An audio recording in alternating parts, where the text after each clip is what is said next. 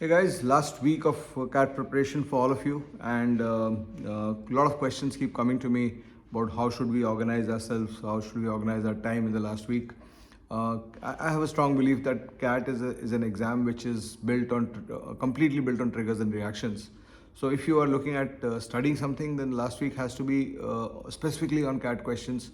You have to spend time researching the CAT questions, going over the triggers and reactions, because you know CAT will always. I mean, there's always some component of repetition in terms not of the questions per se. Questions भी repeat होते हैं, लेकिन triggers reactions तो बहुत repeat होते हैं CAT में. And some of these I'm also showing in the workshop.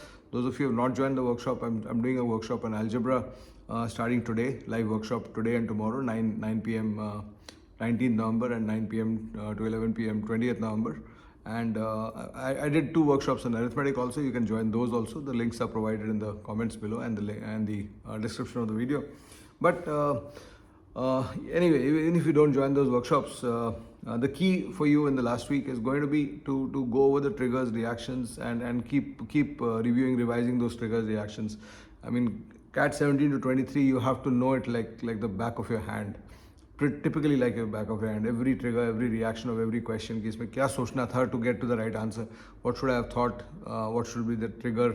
How should I react to this? What is the equation way of solving a question? What is the logical way of solving the same question? So those kind of stuff you focus on.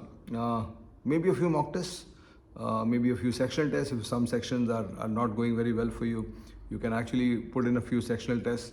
But apart from all this, these are the physical things that you actually do for your preparation. But apart from all this, the most important thing in the last week,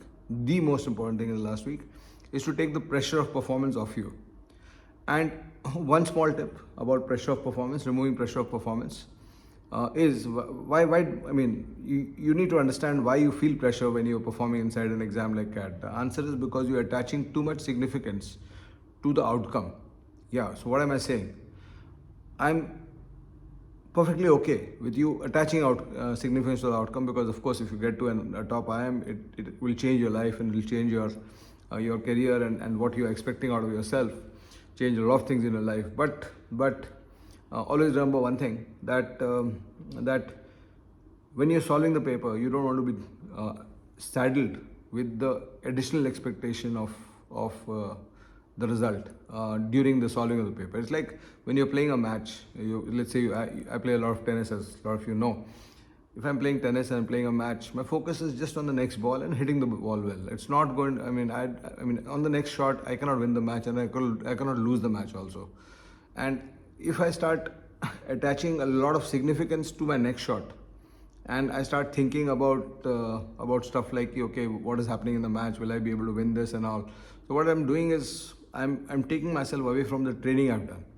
So I've trained a certain way in which I want to get my backswing in place. I want to get my body position in place. I want to follow through, etc. I want to I've trained my impact point for a shot in tennis.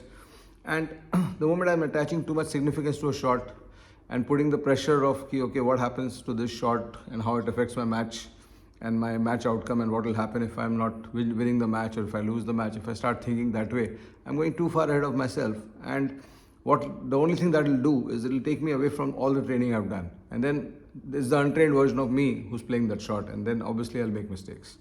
Exactly the same thing happens in the exam. When you attach too much significance,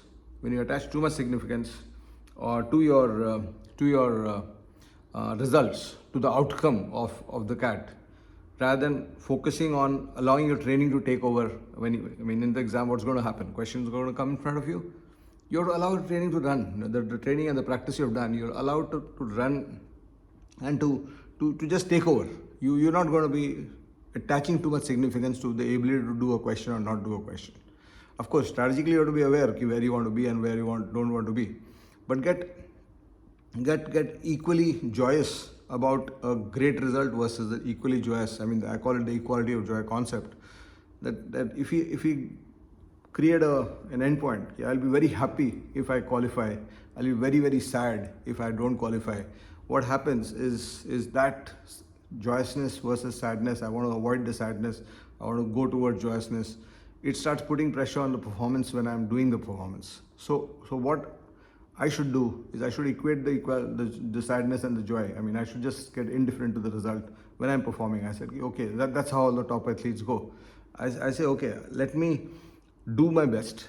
Let me execute what I know. Let me execute how to think. Let me execute my training in the exam. And whatever result comes, I'll take it into my stride. If it's a great result, fantastic. If it's a bad result, I'll have a way back in my life, and that's always true. You always have a way back in your life, right? And just as a small announcement, one of my personal challenges, my students always tell me that I've been a great motivator for them. I've motivated so many people in my life to do better. I started with motivating myself to do more and do better in my life, and a lot of people wanted to hear from me on motivation. So I have got another channel called the Arun Sharma Academy channel. We'll provide the link in the description of this video.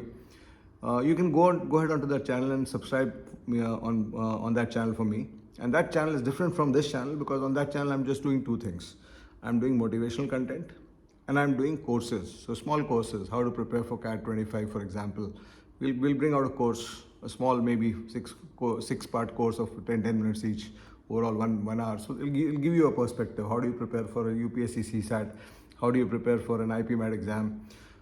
How do you master yourself? How do you improve your motivation levels? How do you improve your time management? All these aspects that I want to share with everybody out there. I'm going to put it up on that channel. So please subscribe to me on that channel, and I look forward to seeing a lot of you there. Of course, we are anyway connected on this channel. Those of you who are not subscribed to me on this channel, the Arun Sharma channel, please do that also. And let's have a good journey together. And let's hope that you can adopt the principles that the great people have adopted to get the success they got over the last hundreds and thousands of years. You'll see one thing. You'll see one thing, and that's something I've realized in my own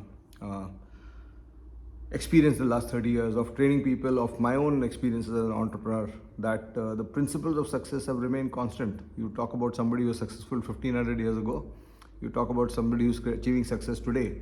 They adopt the same principles. Of course, the context changes, the challenges change, but the principles remain the same. And if you or I discover those principles in our lives today, we can apply it to our challenges and become successful in life. So do follow me for all this. Thank you so much. I'll see you soon.